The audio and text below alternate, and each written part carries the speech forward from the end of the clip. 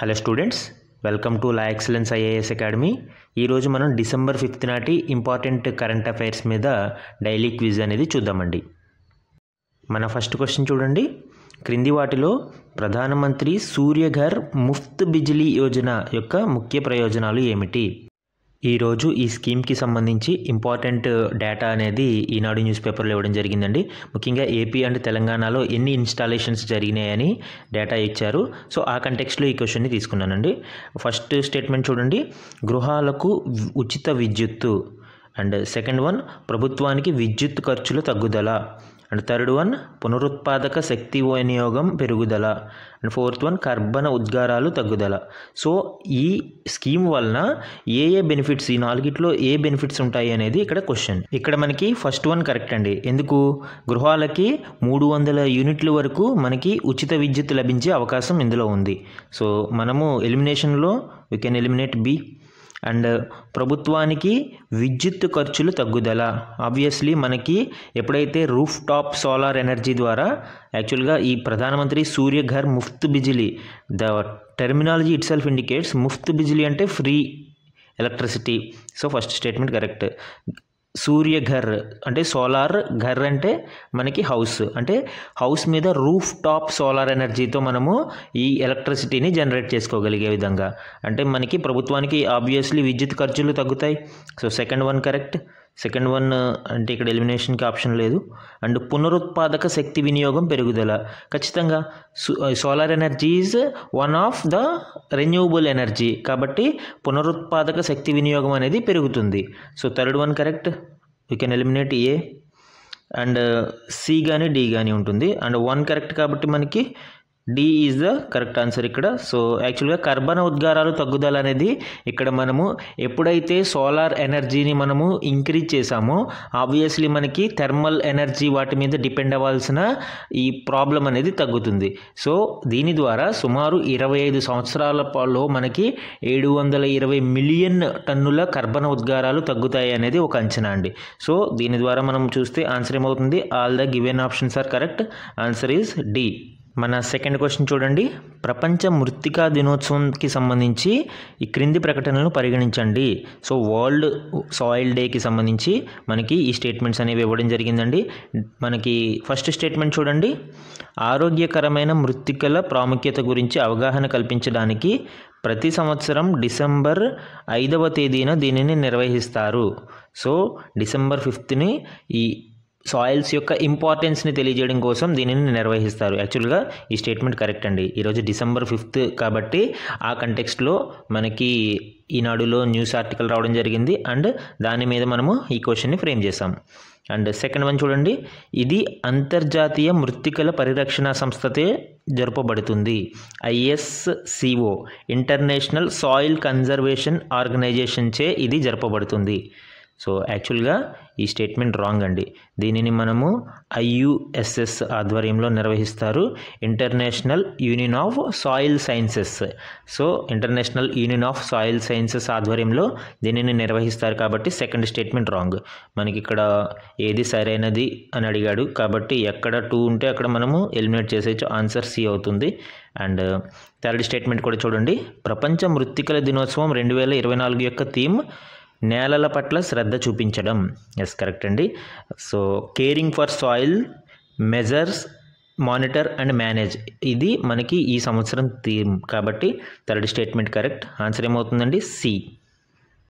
మన next question చూడండి, నైరుతి ఆసియాలోని ఈ క్రింది దేశాలలో ఏ దేశం మధ్యతర సముద్ర తీర రేఖను కలిగి ఉంది? సో సౌత్ వెస్ట్ ఏషియా గురించి ఇక్కడ క్వశ్చన్ ఫ్రేమ్ చేయడం జరిగిందండి. యాక్చువల్గా ఇది ఫ్రేమ్ చేయలేదు, డైరెక్ట్ యూపీఎస్సీ క్వశ్చన్ అండి. యూపీఎస్సీలో 2 టైమ్స్ అడిగాడు దీన్ని. సేమ్ క్వశ్చన్ని సేమ్ ఈ ఫార్మాట్లో 2 టైమ్స్ని ఇది అడగడం జరిగింది. అండ్ యాక్చువల్గా ఇప్పుడు మనకి వెస్ట్ ఏషియా అనేది న్యూస్లో ఉంది. ముఖ్యంగా సిరియా అండ్ పాలస్తీనాకి సంబంధించిన 2 ఇంపార్టెంట్ రెజల్యూషన్స్కి భారతదేశం అనుకూలంగా UN సమావేశంలో ఓటు వేయడం జరిగింది. సో ఆ కంటెక్స్ట్లో ఇది ఇంపార్టెంట్ అండి. ఇక్కడ ఆప్షన్స్ చూడండి, సిరియా, జోర్డాన్, లెబనాన్, ఇజ్రాయెల్ ఇవన్నీ కూడా మనకి ఈ మధ్యకాలంలో న్యూస్లోనే ఉన్నాయి. ఇక్కడ మనము ఆన్సర్ అబ్జర్వ్ చేస్తే సిరియా మధ్యధరా సముద్ర తీర రేఖని కలిగి ఉంటుంది నార్థన్ పార్ట్లో. లెబనాన్ మనకి వెస్ట్రన్ సైడ్ లెబనాన్ అంతా కూడా ఈ మధ్యధరా తీర రేఖని కలిగి ఉంటుంది. ఇజ్రాయెల్ చాలా వరకు మొత్తం భూభాగం చాలా వరకు వెస్ట్ సైడ్ ఈ మధ్యధరా తీర రేఖని కలిగి ఉంటుంది. సో ఆన్సర్ ఏమవుతుందండి? జోర్డాన్ అనేది మధ్యధరా తీర రేఖని కలిగి ఉండదు. ఇక్కడ మనము మ్యాప్ ఇక్కడ చూడండి, వెస్టర్న్ ఇజ్రాయెల్ అంతా కూడా మనకి ఎక్కువ భాగం మనకి మధ్యధరా తీర రేఖలో ఉంది. ఇది మధ్యధరా సీ.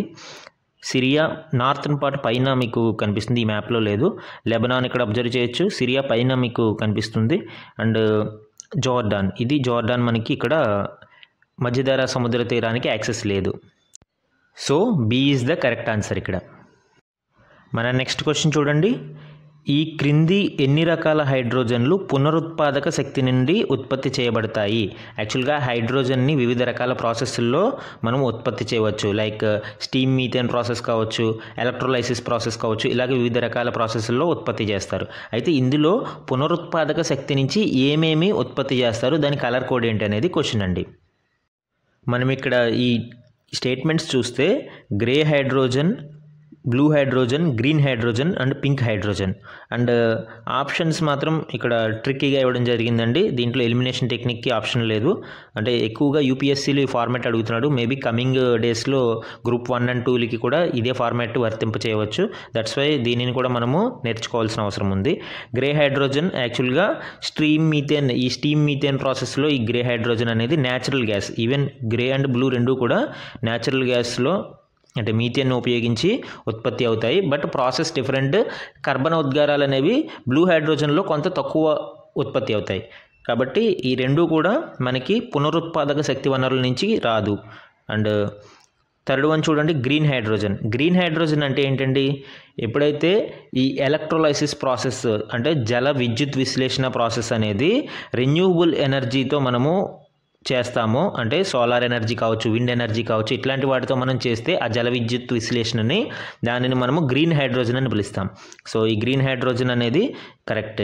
అండ్ పింక్ హైడ్రోజన్ కూడా యాక్చువల్గా ఎలక్ట్రోలైసిస్ అంటే జల విద్యుత్ విశ్లేషణ ద్వారానే చేస్తారు. కాకపోతే న్యూక్లియర్ ఎనర్జీ అణు విద్యుత్తుని ఉపయోగించి చేస్తారు. అయితే ఇక్కడ గుర్తుపెట్టుకోవాల్సింది ఏంటంటే న్యూక్లియర్ ఎనర్జీ అనేది క్లీన్ ఎనర్జీయే, but it is not a renewable energy. అది పునరుత్పాదక శక్తి వనరు కాదు. కాబట్టి ఫోర్త్ కూడా కాదు. ఓన్లీ గ్రీన్ హైడ్రోజన్ మాత్రమే ఈ పునరుత్పాదక శక్తి నుంచి అంటే ఉత్పత్తి చేయబడుతుంది. ఆన్సర్ ఏమవుతుందండి? ఏ, 1 ఓన్లీ. మన లాస్ట్ క్వశ్చన్ చూడండి.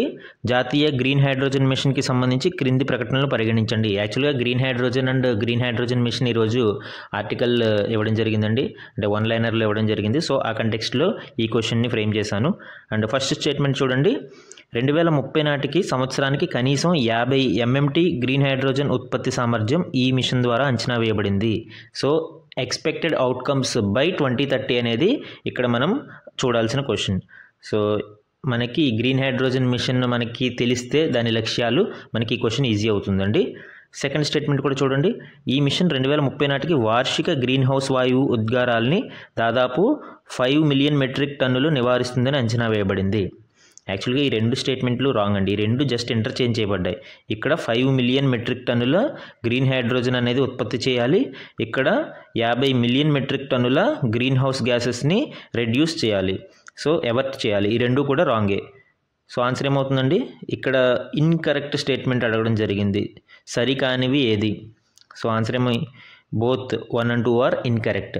C is the correct answer. So ఇవి ఈరోజు ఈనాడు న్యూస్ పేపర్లోని ఇంపార్టెంట్ కరెంట్ అఫైర్స్ మీద క్విజ్ అండి. Thank you for watching.